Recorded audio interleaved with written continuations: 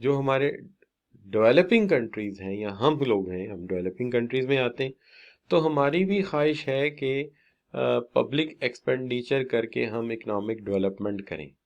मसला ये है कि जो डेवलपिंग कंट्रीज़ हैं वहाँ पे अशद ज़रूरत है हॉस्पिटल्स की, स्कूल्स की, कॉलेजेस की, यूनिवर्सिटीज़ की, एजुकेशनल इंस्टीट्यूशंस की। वहाँ पे अभी ट्रांसपोर्ट डेवलप नहीं हुई, वहाँ पे अभी रोड डेवलप हो रहे हैं, रेलवे सिस्टम एक्सटेंड हो रहा है, वहाँ इरिगेशन यानी कि पानी का आपाशी का निज़ाम जो है वो सही नहीं है।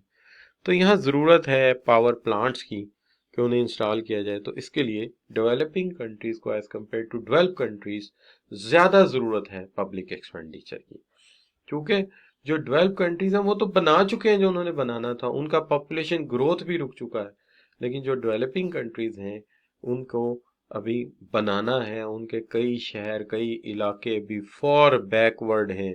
आप पंजाब को देख लीजिए जो बड़ा वेल डेवलप माना जाता है।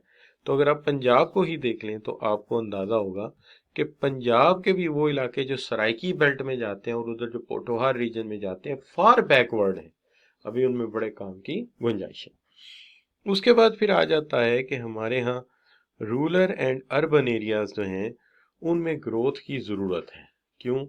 कि हमारे पास ऐसे एरियाज हैं अंडर डेवलप कंट्रीज़ में, ऐसे एरियाज हैं जो इंटायरली डिपेंडेंट हैं ऑन पब्लिक एक्सपेंडिचर। अगर वहाँ पब्लिक एक्सपेंडिचर ना किया जाए तो आवाम के हालात बहुत बुरे हो जाते हैं।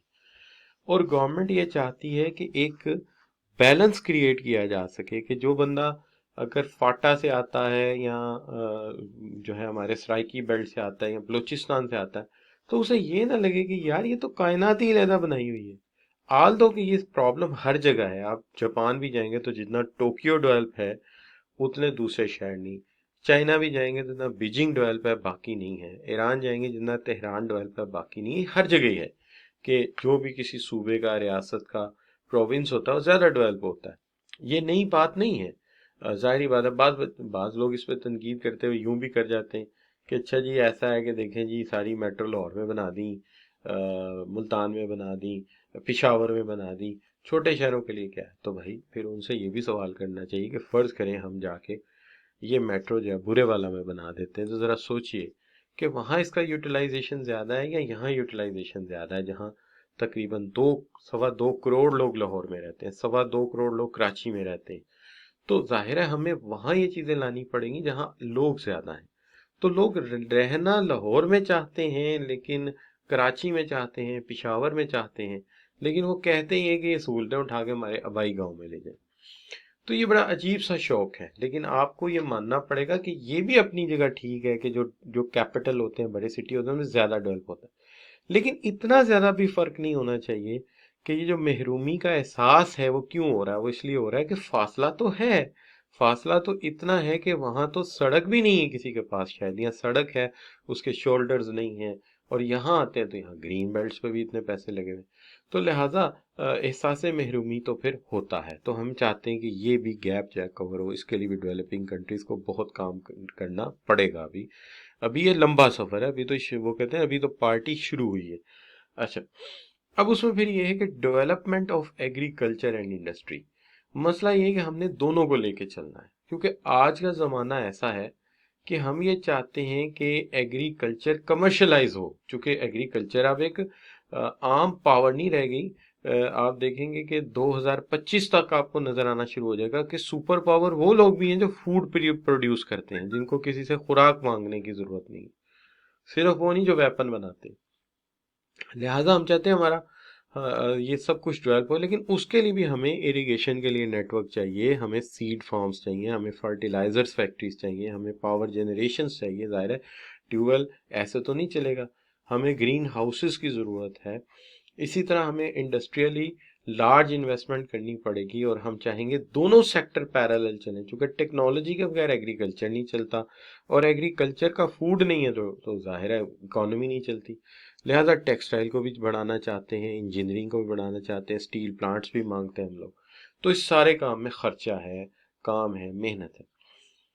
अब जहाँ तक सवाल है कि हम ये भी चाहते हैं कि हमारा समंदर का एरिया है, ये कराची के करीब, बलूचिस्तान के करीब, फिर उसके बाद हमारा बलूचिस्तान का इलाका है, सिंध के कुछ इलाके हैं, वहाँ पे बेशुमार मिनरल अल्लाह ताला ने हमें नवाजे। तो हम ये चाहते हैं कि वो एक्सट्रैक्शन हो जाए, उनकी एक्सप्लोरेशन हो जाए और हम उन्हें इस्तेमाल कर सकें। तो ये भी हम चाहते हैं। और इसके अंदर ये नहीं कि आप कहें जी अच्छा है 2 दिन में नहीं हो सकता, अगर हम चाहें तो ये हम दिनों में भी कर सकते हैं, लेकिन हमें हर एक के साथ एक सोचा समझा मुआहदा करना पड़ता है।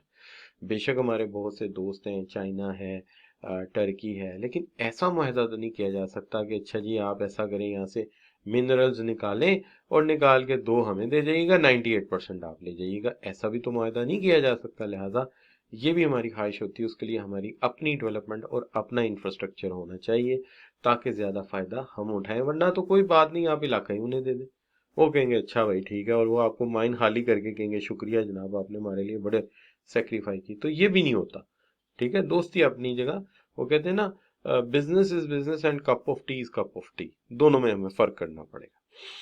अच्छा ना, subsidies and grants are meant to increase production. हम चाहते हैं कि सब्सिडीज एंड ग्रांट्स दें उन सेक्टर्स को जो बिल्कुल बैठे पड़े हैं और इंटरनेशनल कंपटीशन पे आ ही नहीं रहे, ताकि प्रोडक्शन ऑफ गुड्स बढ़े।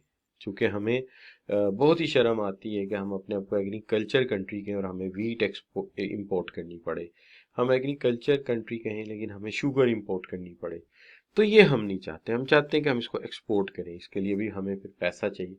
तो इसलिए डेवलपिंग कंट्रीज का मसला ये है कि ये निशेबी इलाके हैं, ये तो निचले इलाके हैं, डेवलपमेंट वाले तो ऊपर निकल गए हैं। लिहाजा यहाँ पे ज्यादा मिट्टी डाल के इसे उसके बराबर लाने की जरूरत है, ज्यादा सरमाया लगा के ऊपर लाने की जरूरत है। तो ये एक मेन इशू है हमारा। इसको बड़ा अच्छी तरह एड्रेस किया जा सकता है। सवाल को बड़ा इंटरेस्टिंग क्वेश्चन है ये, जिसके अंदर determine goals of public expenditure. तो ये स्प्रिंग 5 पुराना सवाल है, जाहिर बात है। और role of public expenditure in developing country like Pakistan.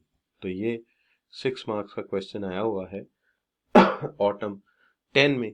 तो लगता है कि अगर पुराने एग्जामिनर की नज़र पड़ गई कि यार पीछे से ये सवाल, और क्वेश्चन बैंक में भी है, तो वो हम पिक कर लें। और दूसरा पिप्फा ने इसे पिक किया है, पिप्फा ने अपने पेपर में दिया है, तो इससे लगता है कि ये हॉट टॉपिक बन गया है।